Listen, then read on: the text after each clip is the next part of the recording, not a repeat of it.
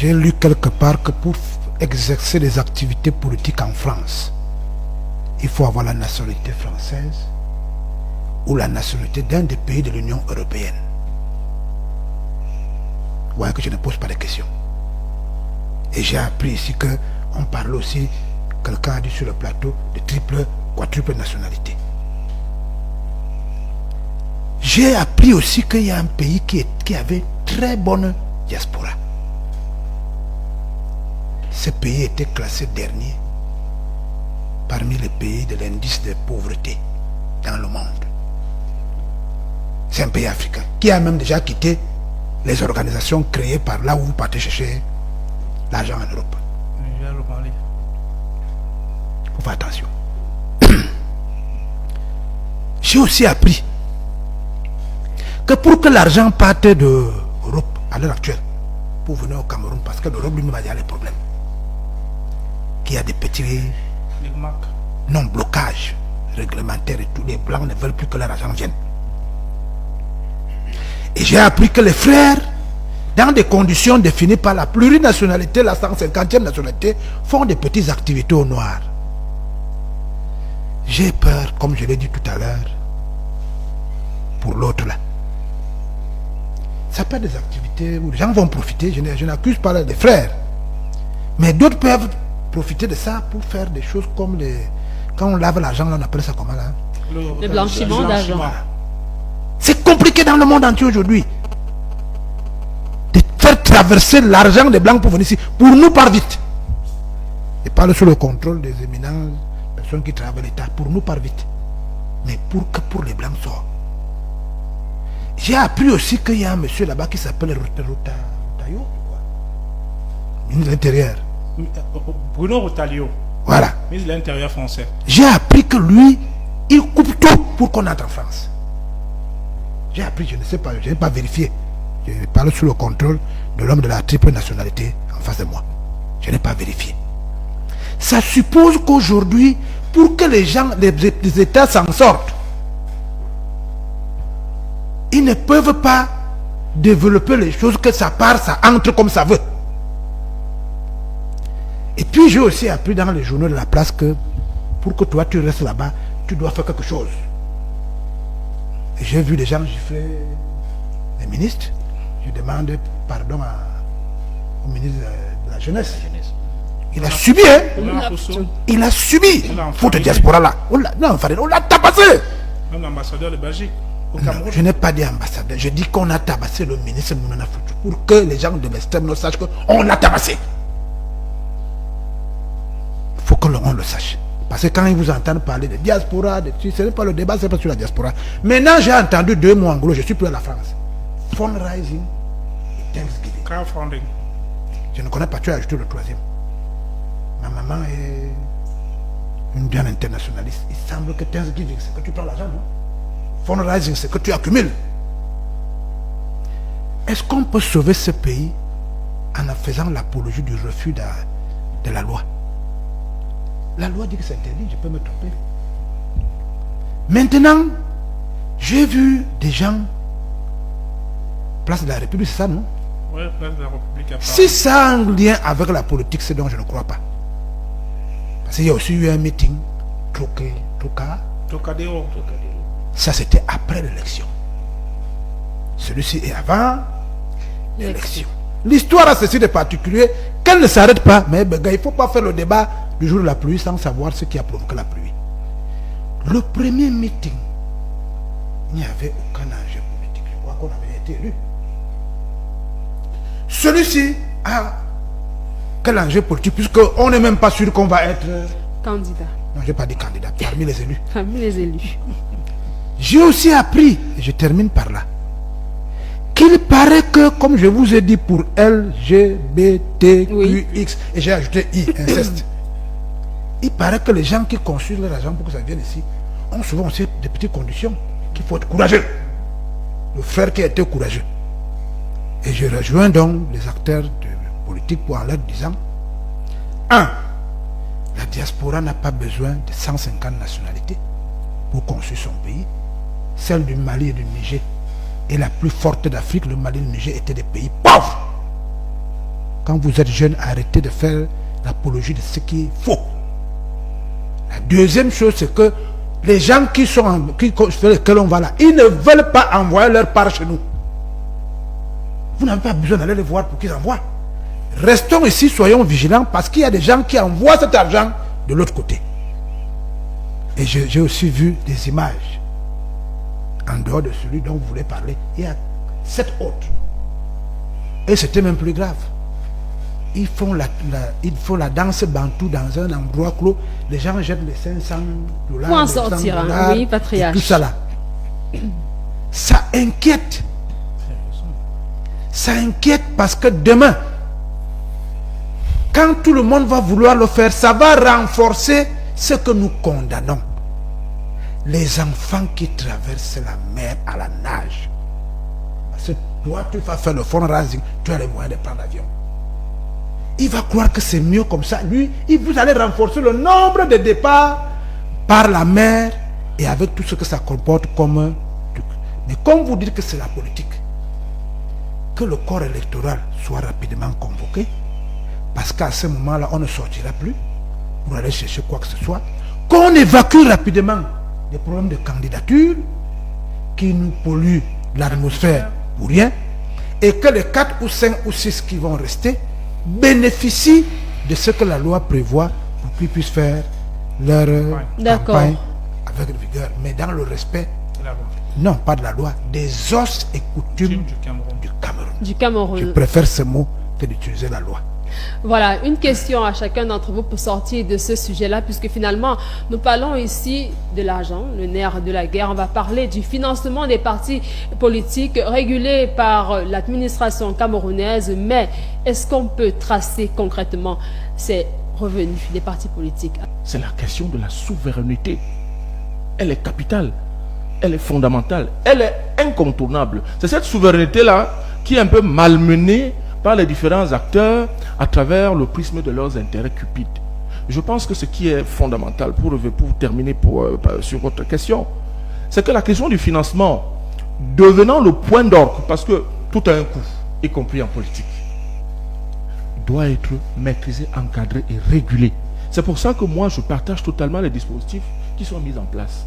Parce que, écoutez, on peut ne pas être content sur les questions de gouvernance. Oui. On peut les dénoncer, d'ailleurs on le fait tous les jours, quelle que soit la posture des uns et des autres. Mais le plus grand danger, on l'a évoqué du point de vue culturel, mais je vais vous dire, même du point de vue culturel, je crois que quand on l'a dit sur le plateau, si vous regardez très bien l'arrière-plan, l'arrière-fond, vous allez remarquer que, in fine, c'est la recherche de l'argent. Les gens cherchent à pouvoir améliorer leur pouvoir financier d'action. Donc il faut faire très attention sur la question du financement, sur la scène politique.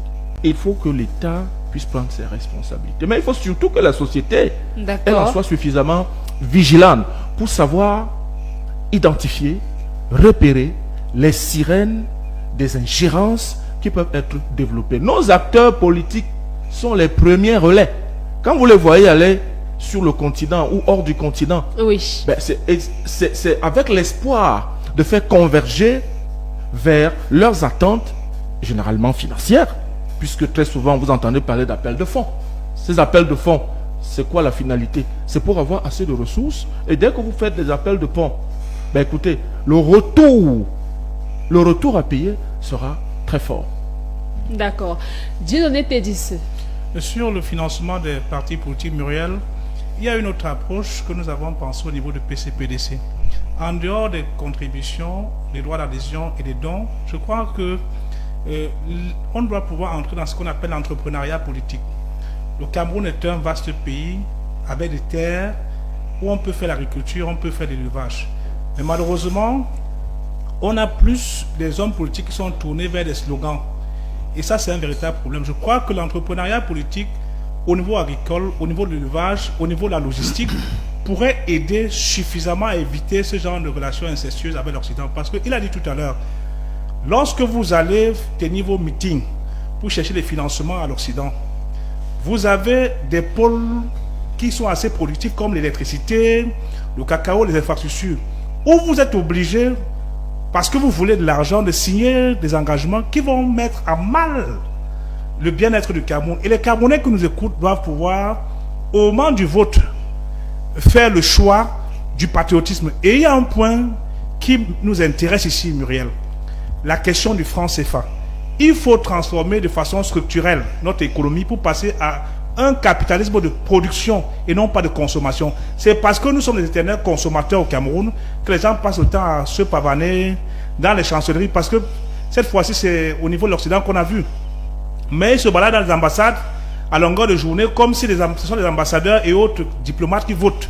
Donc l'entrepreneuriat politique pourrait aider suffisamment à rendre les partis politiques autonomes et éviter ce genre de prostitution inutile. Et à permettre une traçabilité claire. Oui, oui, bien évidemment.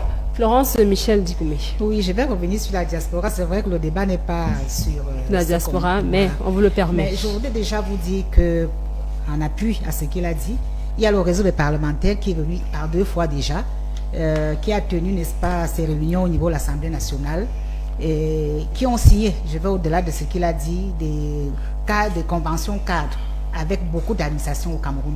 Donc ce n'est plus une diaspora atone, c'est une diaspora dynamique qui sait ce qu'elle veut. Et quand on est dans l'entrepreneuriat, on est loin d'aller se pavaner là où se trouvent des meetings qui n'en valent pas la peine. Parce que là, ce n'est que du saupoudrage pour revenir maintenant sur le volet des financements. Et revenons maintenant sur la géopolitique. Nous ne sommes pas sans ignorer qu'aujourd'hui, on a des États européens qui ont perdu la main sur l'Afrique et qui font feu de tout bois pour des reconquêtes. Et dans ces reconquêtes, ils contactent qui? Les hommes politiques, qui sont des couloirs plausibles, n'est-ce pas, pour accéder aux arcanes du pouvoir. Certains hommes politiques. Oui, quand je dis des hommes politiques, c'est pas tout le monde, certains, voilà. Et nous avons eu le cas au Mali, où carrément, on a supprimé les partis politiques. Ça fait couler de l'encre de la salive. Quelqu'un m'a dit, mais voilà, donc on parle de démocratie. Je lui ai demandé, qu'est-ce que vous appelez démocratie en Afrique? Ce machin-là qu'on nous a donné, non.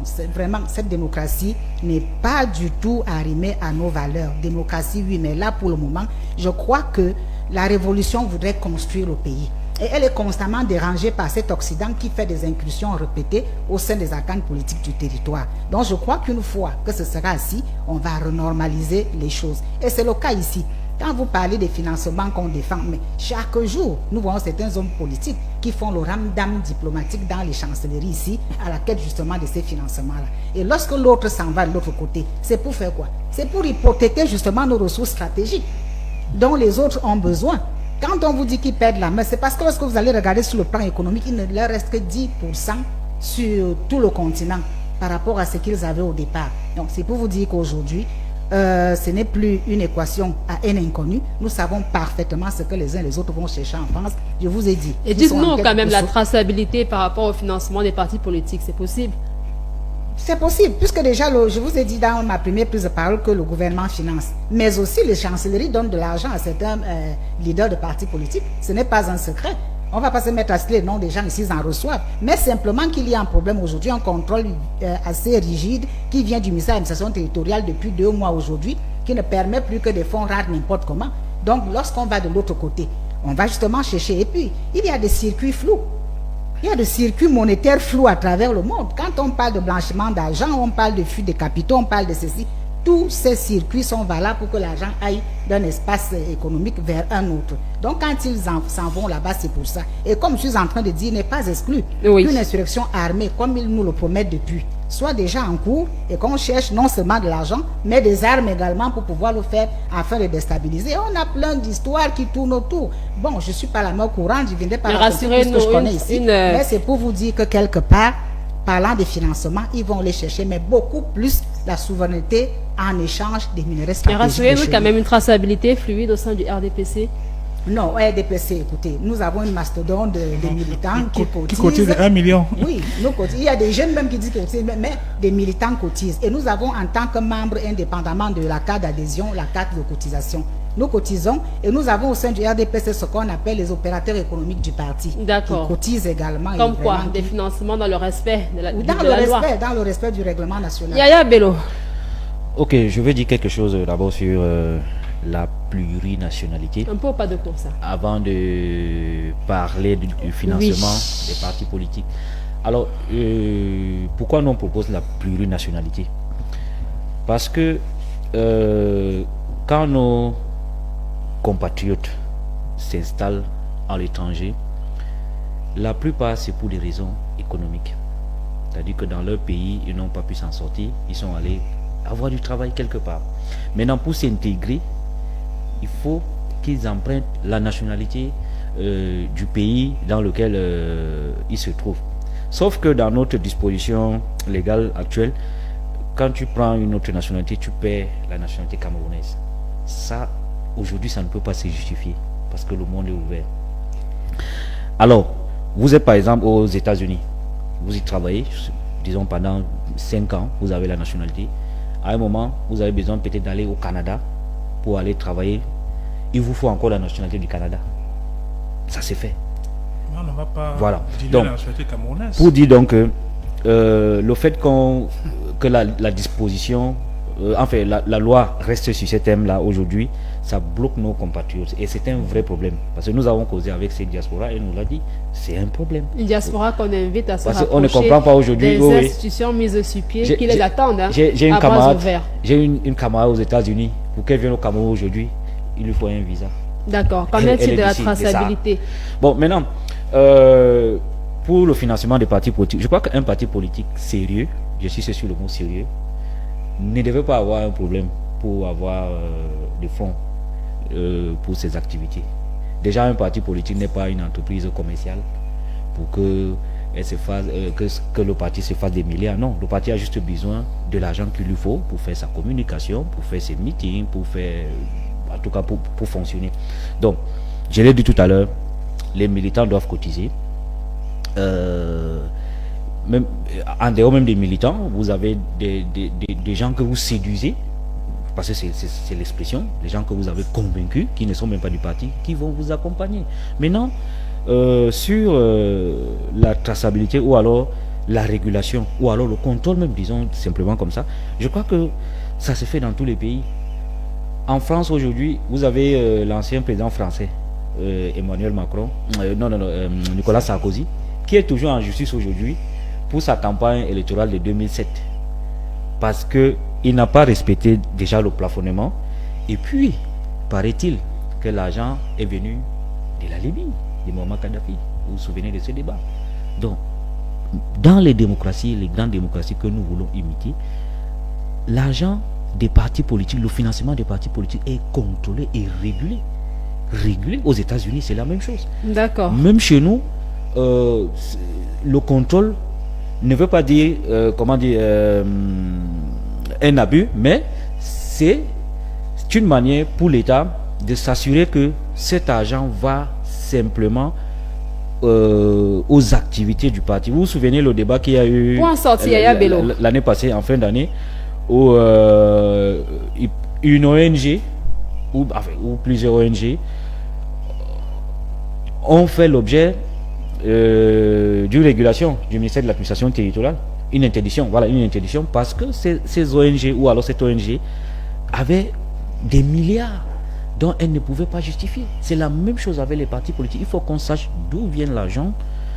Est-ce que cet argent sert seulement aux activités du parti ou alors à d'autres fins? Donc, d'accord. Et au PCAN, tout est clair. Non, tout est clair. D'accord, on laisse leur bien. Il n'y a pas de problème. François Bikoro, finalement, est-ce que réellement on peut s'assurer de la traçabilité des financements des partis politiques? Tout peut réellement être clair?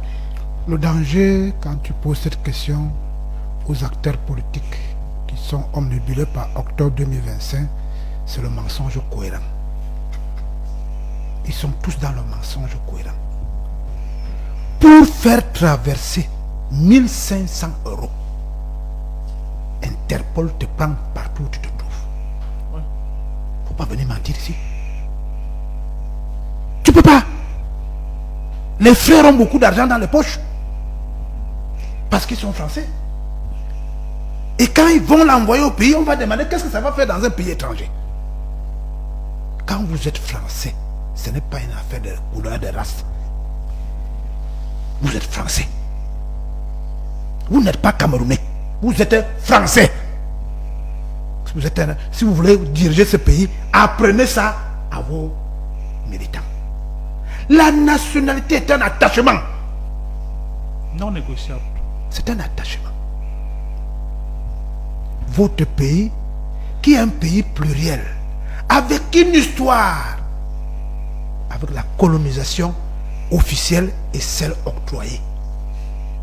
Et mal en point quand elle entend ses enfants dire ces choses pour les questions électoralistes. Très bien. Il s'appelle Zinsou. Petit frère, petit-fils de celui qu'on dit qu'il est le père du Bénin. Directeur dans une société française de banque. Il dit qu'il va être président du Bénin. Premier meeting à Walaka, il regarde les gens comme ça. Et dès qu'il a échoué, il a repris son poste en France. C'est quel type d'Afrique que vous voulez nous construire? Maintenant, le financement. Là, le parti politique est une association de droit camerounais. En attendant que ce soit de droit multinational. C'est une association. Il n'y a rien d'autre dans ça, hein, mais à objet politique. Vous devez pour rassurer les Camerounais que quand on va vous donner l'association Cameroun, que ce ne sera pas comme avec l'association parti politique. Parce que si tu te comportes comme l'association parti politique, avec l'association Cameroun, tu vas commencer à faire de l'argent du Cameroun binational. Binational, c'est pas bon. Le bois sera binational, le pétrole sera binational. Et puis ne mentez pas. Depuis 1958, ce qui conçut ce pays, c'est les produits de rente. L'école est bonne. On va à l'école pour les patrons. C'est les produits de rente, pétrole, manganèse, je peux me tromper. C'est pas vos histoires de quoi là, il dit quoi, même diaspora est montée, c'est descendu. Non. En revanche, si vous adressez bien la problématique, parce que le débat a commencé depuis, c'est pour cela que l'État de temps en temps lâche du lest. Oui. Il vous a dit, les gens qui font les lois, poursuivant le débat, ont donné un cadre de réflexion et de débat à la République. Il n'y a pas mieux. Il n'y a pas mieux. Actuellement, dans les ambassades, il y a des endroits où, quand tu pars, on te reçoit quand même. Mais si parmi les gens qui doivent être reçus, il y a des gifleurs d'ambassade, d'ambassadeurs, il y a un problème. Comme quoi? Pour en sortir, François Pour Bikoro. en sortir, d'abord, les termes ont leur sens. Un migrant n'est pas la diaspora. La diaspora n'a pas pour objet de revenir s'asseoir au Cameroun. La diaspora garde un lien culturel avec son pays d'origine. C'est les migrants qui partent et reviennent, utilisent des dispositifs compliqués parce qu'ils savent qu'ils sont là. Quand ils ont amassé, ils vont repartir. La confusion de ces deux choses fait toujours que vous avez en face de vous Arthur Zang, un brillant jeune homme camerounais qui devient une diaspora scientifique. Il ne peut pas, le Cameroun ne peut pas donner le laboratoire pour faire le cardiopathe. Il est donc parti là-bas. S'ils lui ont donné une nationalité américaine, il garde le mot diaspora avec le lien de chez nous parce que ce qu'il fait est bon. C'est la même chose pour les Samuel et tous les autres. D'accord. Mais les gens qui travaillent au noir, traversant la Libye pendant 4 mois, se retrouvant là-bas, on leur dit repartez à l'ambassade. Pour qu'on puisse voir si on peut, parce que c'est des choses qui peuvent arriver. Mais ils écoutent seulement ce qu'ils leur disent, que la bonne diaspora est celle qui est politique. D'accord, François Celle Bikoro. qui pose des actes qui font en sorte que les législations des pays dont ils ont pris la nationalité ou pas ont peur qu'en rentrant, on va les assassiner. C'est pour cela que même les acteurs politiques font le mensonge courant en parlant de guerre. Parce que ça marche dans l'écosystème culturel des gens qui sont de ce côté. Mais je ne peux pas refuser à un président des partis politiques d'aller à la rencontre de ces militants à l'extérieur du pays. Voilà qui est dit. Merci. Mais maintenant, François je dis encore, on nous Bikoro. a dit qu'aucun parti politique au Cameroun n'a plus d'1 million de militants. Et j'ai appris qu'il y a des meetings de 20 millions de militants.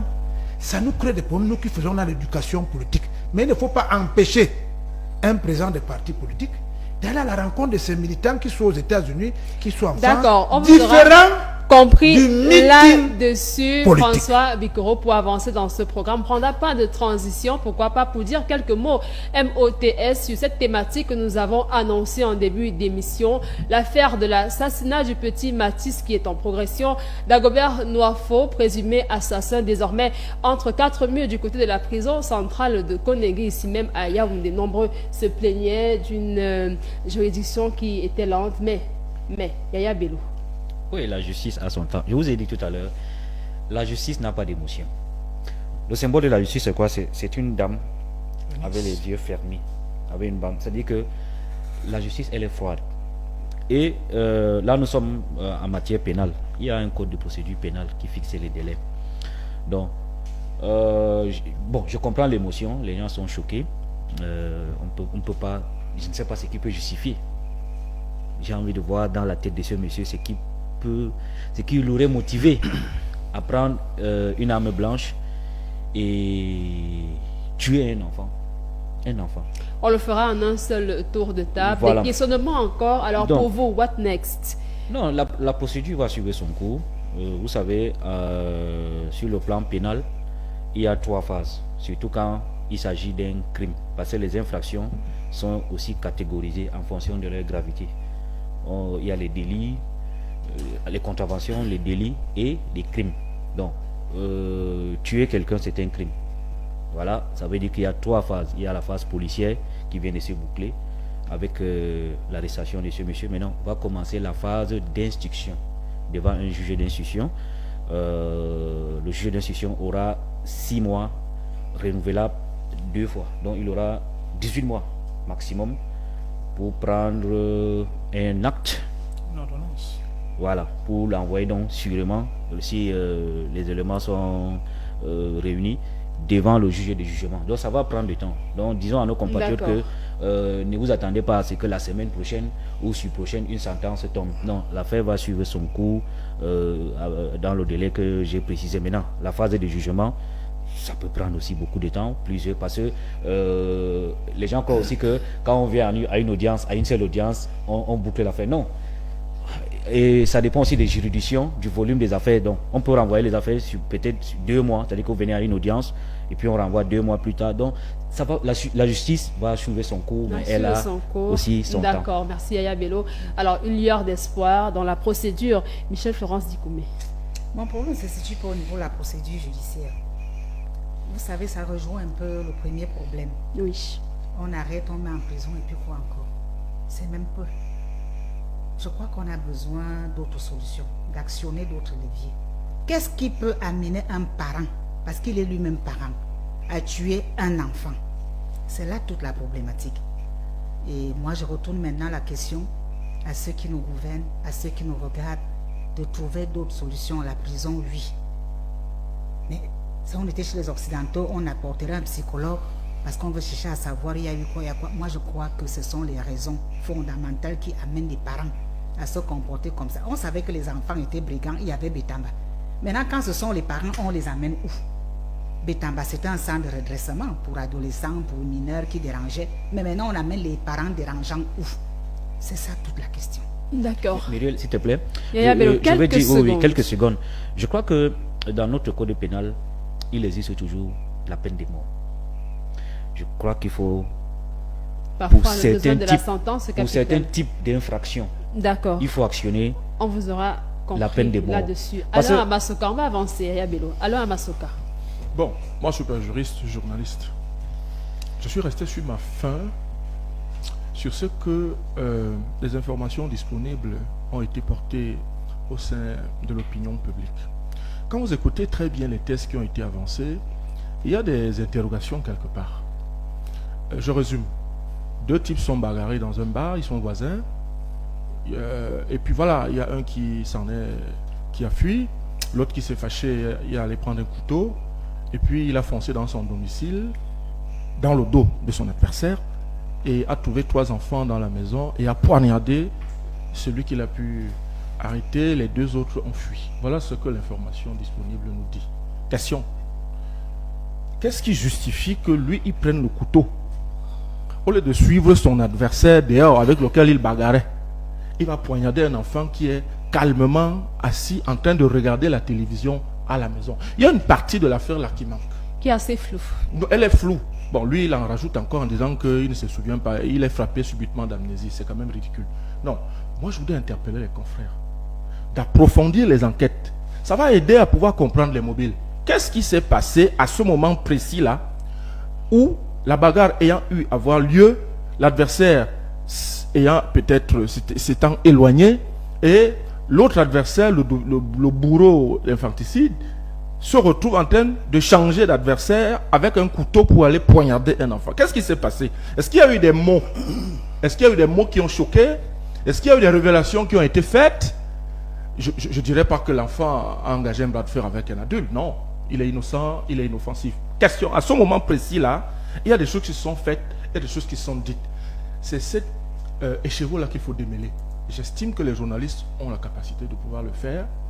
Ou alors, les enquêteurs certainement font ce travail, mais l'opinion publique doit savoir, dans le prisme du droit du public à l'information. Le public doit savoir concrètement ce qui s'est passé. Je reste convaincu d'expérience de journaliste qu'il y a une phase de cette séquence, il y a une séquence de cette affaire qui est cachée. Et c'est ça, sans doute, le fond du problème. Sans doute qui a déclenché le risque, le besoin entre les deux adversaires, mais sans doute D'accord. également qui a déterminé le bourreau à passer à la phase fatale. Parce qu'à partir de cette réponse, on comprendra sans doute, au-delà de ces crimes, ce qui peut également se produire ailleurs, probablement pour les mêmes raisons. D'accord.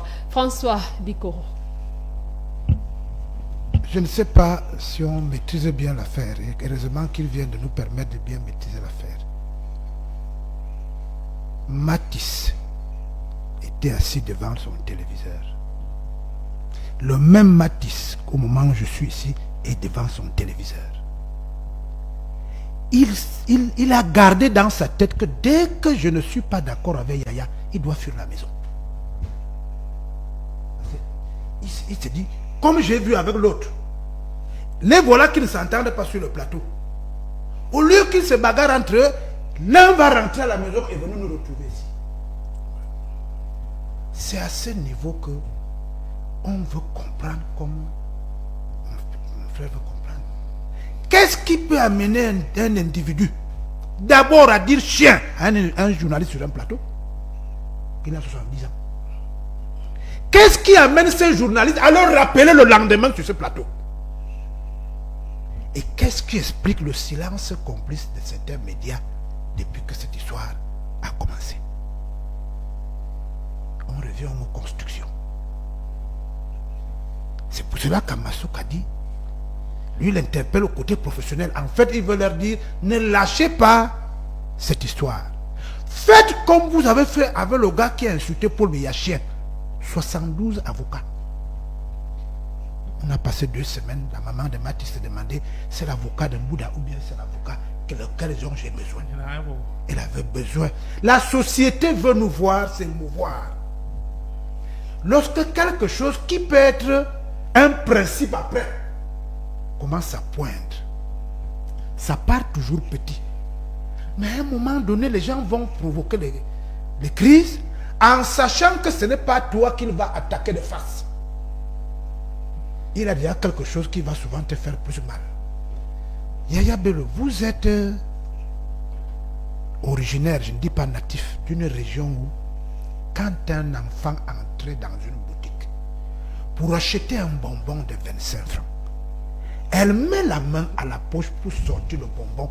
Tous les adultes fuient en courant. Parce qu'on croyait qu'elle actionne la bombe de Boko Haram. D'où vient-il que ces enfants aient repris confiance? Nous avons repris confiance avec eux. Et qu'une activité funeste comme celle-là, que les gens en débattent comme c'était perte et profit. Je suis d'accord avec lui. La justice va faire son travail. Oui. Mais nous sommes là pour empêcher que ça ne devienne un principe. Oui. Que 2 personnes s'engueulent autour d'une bonne bière. Les engueulades extrapolent comme d'habitude. Et pendant que l'autre reste tranquille, les gens qui étaient là on commence à se dire, quand il sort là, il va où? Et je termine par là. Nous sommes un pays où on a quand même vu un féminicide. C'est ça qu'Amasoka vous dit. Faisons un vrai débat sur les choses que les Blancs nous ont amenées et sur ce que nous avons. Le code des Blancs a libéré quelqu'un qui a tué sa femme. Et plus grave, comme une apologie au féminicide, on lui a dit d'aller chercher 53 000. C'est-à-dire 52 000. Ça peut susciter des gens qui ont des constructions machiavéliques en sourdine. En se disant, le premier galop d'essai avance. Si nous lâchons, lançons le deuxième galop d'essai. Et à un moment donné, nous allons nous trouver dans une société où il n'y a plus de règles. D'accord, François Bicot. Laissons la justice qui vient de s'approprier. Oui.